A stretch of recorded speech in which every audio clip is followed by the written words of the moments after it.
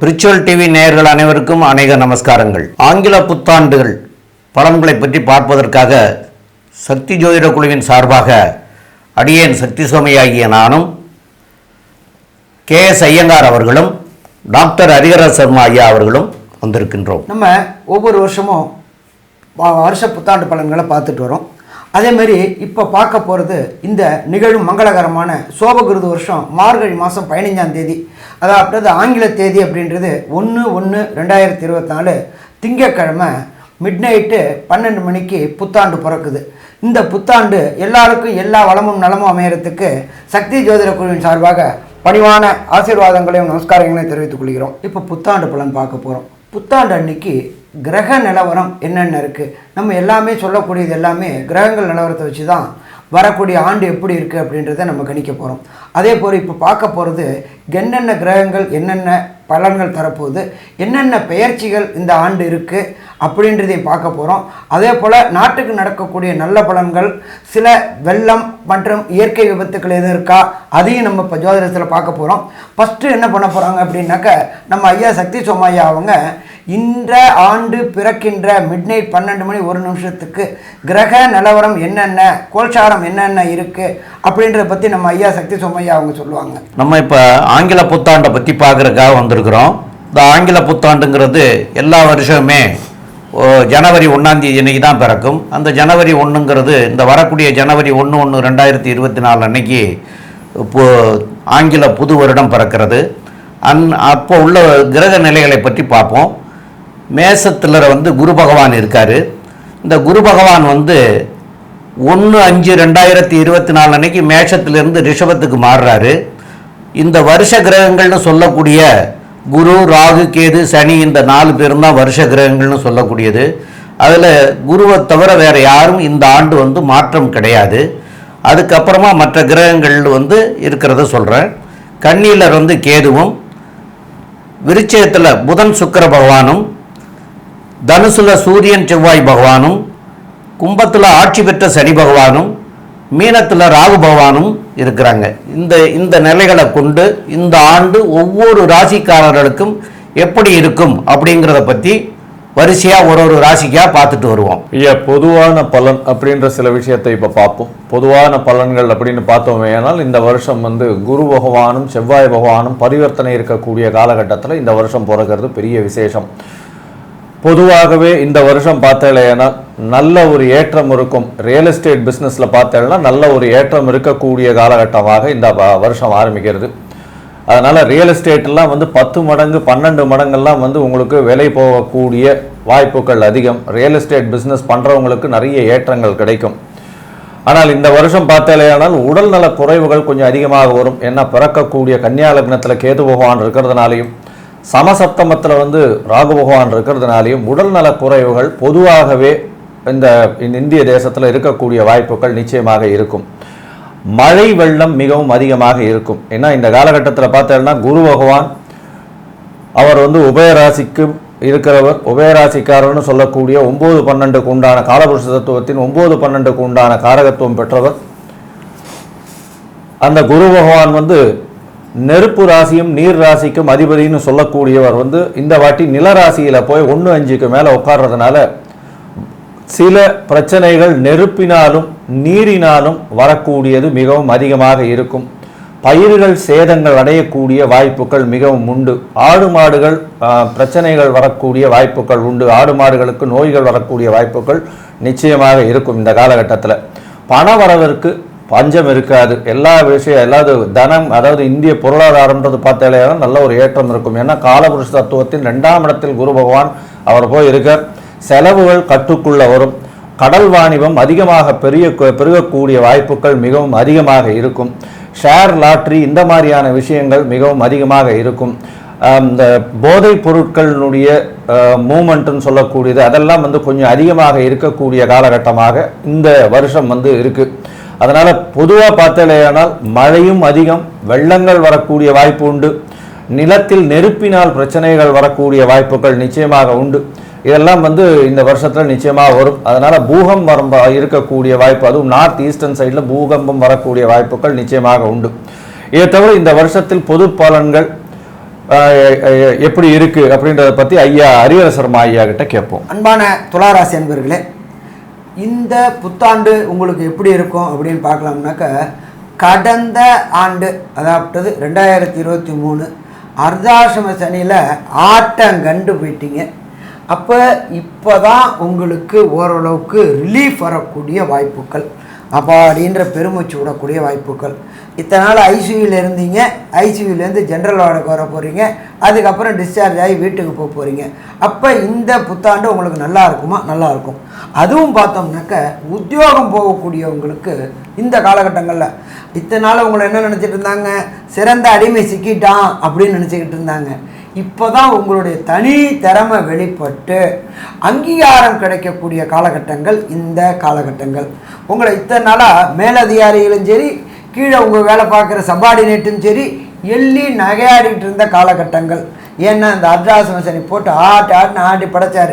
நம்ம சொன்னாலும் குத்தம், சொல்லாட்டிலும் குத்தம், பேசினாலும் குத்தம், பேசாட்டிலும் குத்தம், அவமானங்கள் அசிங்கங்கள் எல்லாத்தையுமே சந்திச்சுட்டு இருந்தவங்களுக்கு இந்த புத்தாண்டு நல்ல ஆண்டா, கண்டிப்பாக நல்ல ஆண்டு. இதை தவிர உத்தியோகம் போகிற பெண்களுக்கு இந்த காலகட்டங்கள் ஏற்றமான காலகட்டங்கள். எப்படி அப்படின்னாக்க, உங்களுக்கும் மேலதிகாரிகளுக்கும் உங்களுக்கும் கீழே உள்ளவங்களுக்கும் டிஃப்ரெண்ட் ஆஃப் ஒப்பீனியன் இருந்துக்கிட்டே இருந்துச்சு. நீங்கள் என்ன சொன்னாலும் தப்பாகவே புரிஞ்சுக்கிட்டு இருந்தாங்க, உங்களை கார்னர் பண்ணிக்கிட்டே இருந்தாங்க. அந்த கார்னரை விட்டு இப்போ வெளியில் வந்து சந்தோஷம் அடையக்கூடிய காலகட்டங்கள். பிரகஸ்பதியான குரு உங்கள் ராசியும் பார்க்குறாரு. 4ல் இருந்த சனி பகவான் 5க்கு போய் பெயரையும் புகழையும் கிடைக்கக்கூடிய காலகட்டங்கள். அதே போல் இத்தனை நாள் சாமி எனக்கு எதுவுமே நகையெல்லாம் வாங்க முடியல, ஒரு சின்ன பொட்டு இது கூட வாங்க முடியல அப்படின்னு நினைக்கிற இந்த பெண்களுக்கு பொறுத்தளவுக்கு கண்டிப்பாக இந்த காலகட்டங்களில் தங்கம், வைரம், பிளாட்டினம் வாங்கக்கூடிய அத்தனை பொருளாதார உயர்வுகளையும் பிரகஸ்பதியான குரு உங்கள் ராசியை பார்க்கறதுனால உங்களோட சுயமுயற்சினால் வாங்கக்கூடிய வாய்ப்புகளும் உண்டு. அதுக்கு அடுத்தது இந்த வீட்டு பெண்களை பொறுத்தளவுக்கு வீட்டை இன்டீரியர் டெக்கரேட் பண்ணணும், கிச்சனை டெக்கரேட் பண்ணணும் அப்படின்னு இருந்துக்கிட்டு மனசில் மட்டும் இருந்துக்கிட்டு இருந்துச்சு. அது நிறைவேறாமலே இருந்துகிட்டு இருந்துச்சு இந்த அர்த்தாசிரம சனியினால்.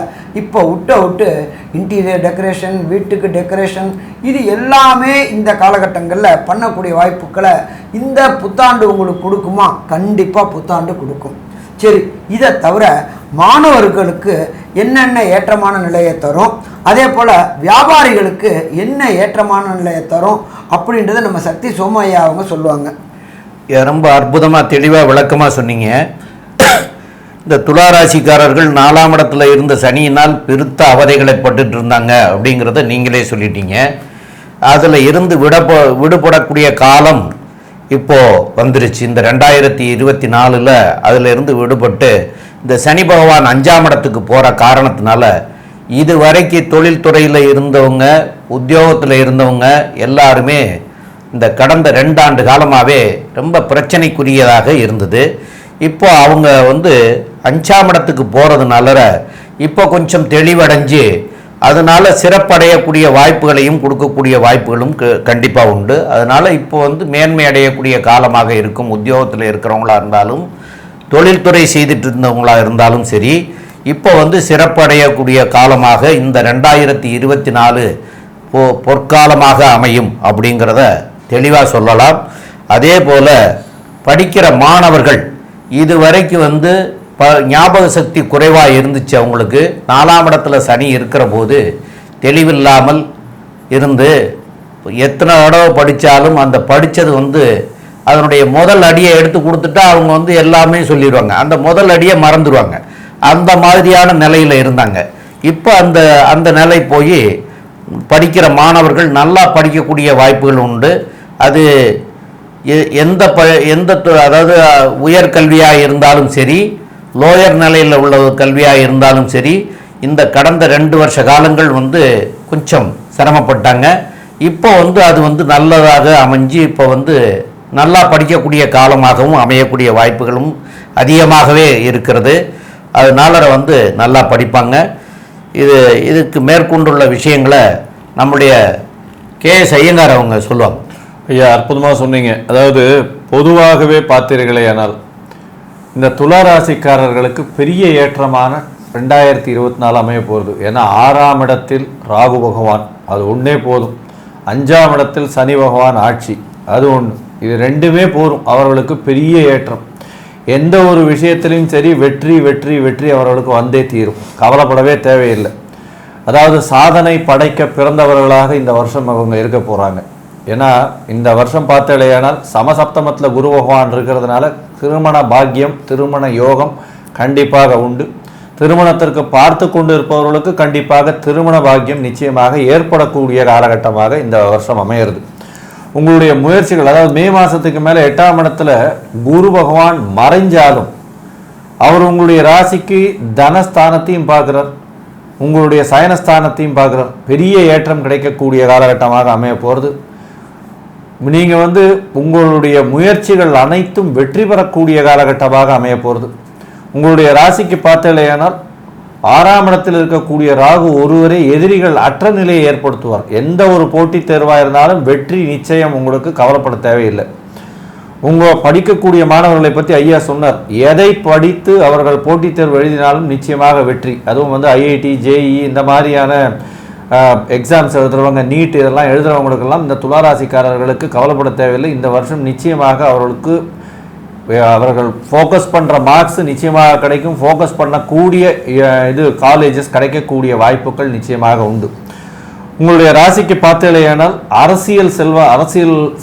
அரசியல்வாதிகள், அதை தவிர அரசு பணி செய்பவர்கள், இவர்களுக்கு நல்ல ஒரு ஏற்றம் கிடைக்கும். அரசு பணியில் இருக்கிறவாளுக்கு இன்க்ரிமெண்ட் கிடைக்கும். அதை தவிர ப்ரமோஷன் கிடைக்கக்கூடிய வாய்ப்புகள் உண்டு. இவ்வளோ நாளாக தடைபட்டு இருந்திருக்கும். அதை தவிர உங்களுடைய மேலதிகாரியின் மூலியமாக பிரச்சனைகள் இருந்து கொண்டே இருந்த காலகட்டம் போய் இப்போ மேலதிகாரி மாற்றப்பட்டிருப்பார். நீங்கள் நல்ல ஒரு சாரணத்தில் உட்காந்துருப்பீங்க, இல்லைன்னா நீங்கள் மாறி போயிடுவீங்க. அந்த மேலதிகாரியை விட்டு நகர்ந்து போகிறதுனால நல்ல ஒரு ஏற்றம் கிடைக்கக்கூடிய காலகட்டமாக இப்போ வரப்போகிறது. பொதுவாக இந்த துளாராசிக்காரர்களுக்கு பெரிய ஏற்றம் கிடைக்க போகிறது. இந்த காலகட்டத்தில் பார்த்தாலேயானால் 12ஆம் இடத்தில் கேது பகவான் இருக்கிறதுனால உங்களுடைய சொந்த ஊருக்கு, வெளிநாட்டில் இருக்கிறவா உங்களுடைய சொந்த ஊருக்கு வரக்கூடிய காலமாக இருக்கும். உங்களுடைய சொந்த ஊரில் இருக்கக்கூடிய எல்லை கோவில்களை போய் தரிசித்து வரக்கூடிய காலகட்டமாக இருக்கும். க்ஷேத்ராடனம் போகக்கூடிய வாய்ப்புகளும் மிகவும் அதிகமாக இருக்கும். ஏன்னா குரு பகவான் 5ஆம் மாதத்திலிருந்து பார்த்தோம்னா, அதாவது மே மாதத்திலிருந்து அவர் கேதுவையும் பார்க்கறதுனாலையும் 12ஆம் இடம் அதீத சுபத்துவமாக இருந்ததுனால கண்டிப்பாக நீங்கள் உங்களுடைய சொந்த ஊர், அதாவது உங்களுடைய மூதாதையர்கள்லாம் இருந்து வழிபட்ட கோவில்களுக்கு போயிட்டு வரக்கூடிய வாய்ப்புகள் மிகவும் அதிகமாக இருக்கும். உங்களுடைய ராசிக்கு பார்த்தீர்களேயானால் இந்த கலைஞர்கள், அதாவது துளாராசிக்காரர்கள்னு சொன்னாலே சுக்கிரனுடைய வீடுன்றதுனால கலைஞர்களுக்கு ஒரு பெரிய ஏற்றம் கிடைக்கும். சின்னத்திரை, பெரிய திரை கலைஞர்களுக்கெல்லாம் பார்த்தீங்கன்னா அவங்க சொல்கிறது தான் அந்த மாதிரியான ஒரு பொசிஷன் வந்துடும். ஏன்னா இவ்வளோ நாளாக ரொம்ப கஷ்டப்பட்டாங்க. இப்போ 5ஆம் இடத்துல சனி பகவான் வேற வந்துட்டார். சனி பகவான் 5ல் இருந்தால் நல்லதில்லை, இருக்கா நல்லது இல்லையா அப்படின்றது இல்லை. 5ஆம் இடத்தில் ஆட்சி பெற்ற 5ஆம் அதிபதி ரொம்பவும் நல்லதை செய்யக்கூடியவர், செஞ்சு தான் ஆகணும்.